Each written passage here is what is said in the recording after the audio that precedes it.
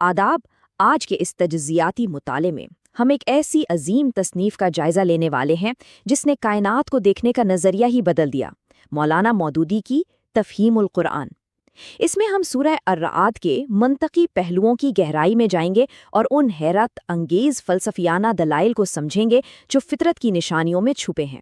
تو چلیے بنا کسی تاخیر کے اس دلچسپ سفر کا آغاز کرتے ہیں۔ اب سب سے پہلے اس سورہ کے نام کو ہی دیکھ لیتے ہیں۔ الرعد یعنی بادل کی گرج۔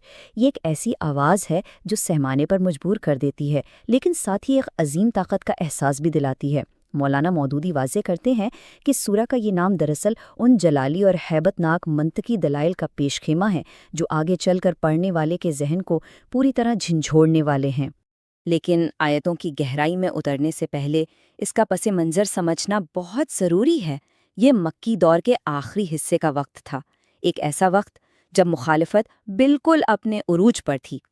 تفسیر کی شروعات میں ہی مولانا بتاتے ہیں کہ ان آیاتوں کا مقصد محض عقیدہ بیان کرنا نہیں تھا، بلکہ یہ ان منکرین کے شبہات کا ایک مکمل اور عقلی جواب تھا جس کا پورا مرکز توحید، رسالت اور موت کے بعد کی زندگی پر مبنی ہے۔ تو آج کے اس مطالعہ کا خاکہ کچھ اس طرح ہوگا۔ پہلے ہم آسمانوں میں موجود نشانیوں کو دیکھیں گے، پھر زمین پر بکھرے دلائل پر غور کریں گے، اس کے بعد آخرت کی منطق کو سمجھیں گے، اور آخر میں الہی طاقت اور گرج کے پہلو پر بات کریں گے۔ حصہ پہلا، آسمانوں میں نشانیاں جو کائنات کی وسیع ترین دلیل ہیں۔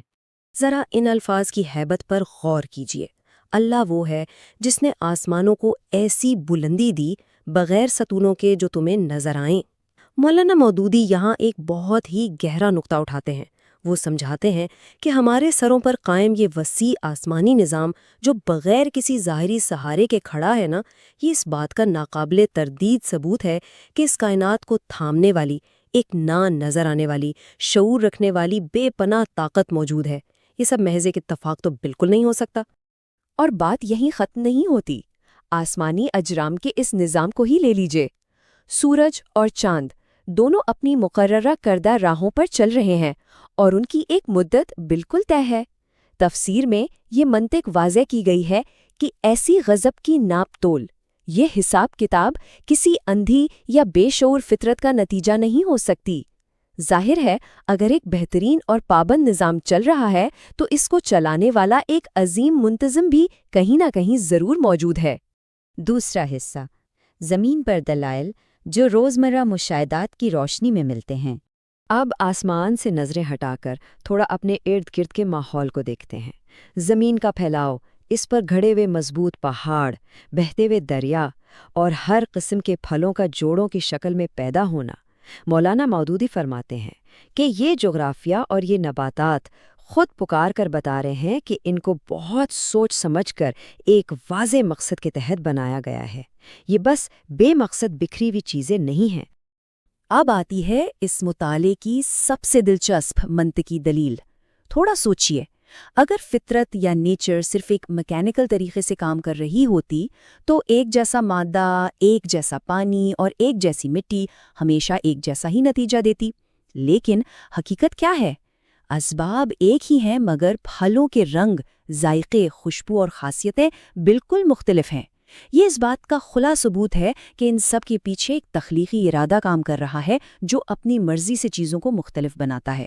تفہیم القرآن کے اس صفحے پر ان آیات کی تشریح میں ایک کمال کی بحث ملتی ہے۔ مولانا فرماتے ہیں کہ کیا عقل اس بات کو تسلیم کرتی ہے کہ گنے کی مٹھاس اور نیم کی کرواہٹ ایک ہی مٹی اور پانی سے خود بخود بغیر کسی شعور کے بن گئی ہو؟ بالکل نہیں۔ یہ تخلیقی تنوع یعنی ڈائیورسٹی اس پروردگار کی عظیم حکمت کا ماسٹر پیس ہے۔ تیسرا حصہ، آخرت کی منطق، دوبارہ زندگی کا عقلی ثبوت۔ اس دور کے منکرین کا ایک بڑا ہی طنز بھرا سوال تھا۔ ان کو یہ بات بالکل ناقابل یقین لگتی تھی کہ جب ہڈیاں بوسیدہ ہو جائیں گی اور مٹی میں رول جائیں گی تو دوبارہ زندہ انسان کیسے بنیں گے؟ تفسیر بالکل اسی شک کو بنیاد بنا کر اسے عقلی طریقے سے حل کرتی ہے۔ اگر پہلی تخلیق اور دوبارہ تخلیق کا موازنہ کیا جائے تو مولانا کے دلائل کا نچوڑ کچھ یوں سامنے آتا ہے۔ جو ذات اتنے وسیع و عریض آسمانوں کو بغیر ستونوں کے کھڑا کر سکتی ہے، آسمانی اجرام کے نظام کو اتنے پرفیکٹ طریقے سے چلا سکتی ہے، تو کیا اس کے لیے ایک بکھری ہوئی مٹی کو واپس انسانی جسم میں ڈھالنا مشکل ہے؟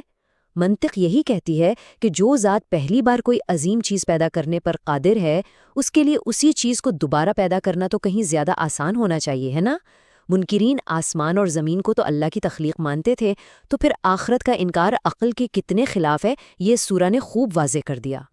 چوتھا اور آخری حصہ، الہی طاقت اور غرض، امید اور خوف کا تضاد۔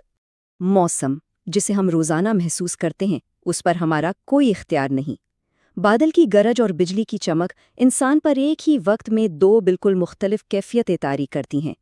ایک طرف شدید خوف ہوتا ہے کہ کہیں آسمانی بجلی تباہی نہ مچا دے، اور دوسری طرف ایک امید جاگتی ہے کہ اب بارش ہوگی اور زمین سرسبز ہو جائے گی۔ مولانا واضح کرتے ہیں کہ امید اور خوف کا یہ تضاد اصل میں انسان کی مکمل بے بسی اور آسمانی نظام کے سامنے جھکے ہونے کی ایک واضح نشانی ہے۔ اور پھر یہ آیت اس پورے تصور کو بالکل عروج پر لے جاتی ہے۔ ذرا اس کی گہرائی سنیے۔ غرض اس کی حمد کے ساتھ اس کی تسبیح کرتی ہے۔ جو آسمانی نظام انسان کو خوف میں مبتلا کر دیتا ہے، وہ خود اپنے آقا اور خالق کے حکم کا تابع ہے۔ کوئی بھی قدرتی طاقت آزاد نہیں ہے، بلکہ نظام کائنات کے ایک مقررہ مقصد کی غلامی میں سربسوجود ہے۔ یہ تجزیاتی مطالعہ ہمیں ایک آخری اور اہم سوال پر چھوڑ جاتا ہے۔ آسمان، زمین، پہاڑ، پھل اور بادلوں کی گرج، یہ سب حقیقت کے واضح دلائل ہیں۔ تو سوچنا یہ ہے کہ کیا روزمرہ کی زندگی میں ان نشانیوں کو انہی منطقی اور غور و فکر والے زاویے سے دیکھا جاتا ہے، یا بس سرسری نگاہ ڈال کر آگے نکل جاتے ہیں؟ یہ ایک ایسا سوال ہے جس پر غور کرنا لازمی ہے۔ تو یہاں ہمارا آج کا مطالعہ مکمل ہوتا ہے۔ زندگی رہی تو مزید ایسے ہی فکر انگیز تجزیوں کے ساتھ پھر ملیں گے۔